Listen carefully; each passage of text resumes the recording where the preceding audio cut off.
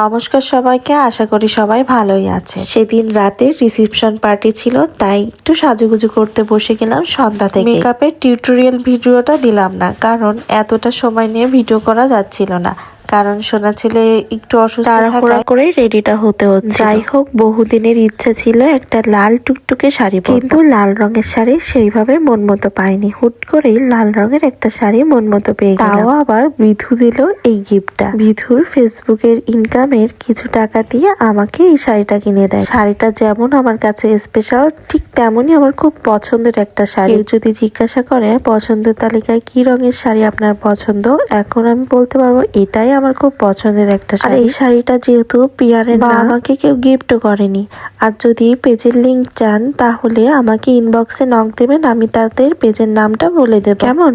আর এই যে মঙ্গলসূত্র, এটা অনেকেই জিজ্ঞাসা করছিলেন গোল্ড কিনা। হ্যাঁ, এটা আমার গোল্ডের। আমার বিয়ের সময় এক দিদি আমাকে গিফট করেছে। আমার তো খুব পছন্দের এই মঙ্গলসূত্রটা, ঠিক তেমন ভাবেই অনেকেরই পছন্দ। কারণ সেটা তো এখন বুঝতেই পারছি, গোল্ড প্লেটের যেহেতু বেরিয়ে গেছে এত পরিমাণে। আপনারাই বলেন তো লাল শাড়িটাতে আমাকে কেমন লাগছে? সুন্দর লাগছে? আমার শাড়ি পরাতে কোনো অরুচি আসে না কখনো, সব সময় মনে হয় শাড়ি পরি। ঘরের ভেতর আলাদা কথা, কোথাও ঘুরতে গেলে মনে হয় শাড়িই পরি। আর সবকিছুর উপরেই এই সিঁদুর পরলেই মুখটা পুরো পাল্টে যায়, তাই না বলেন? হিন্দু বিবাহিত নারীদের আসল সৌন্দর্য কিসে ফুটে ওঠে জানেন? সিঁথি ভরা সিঁদুরে।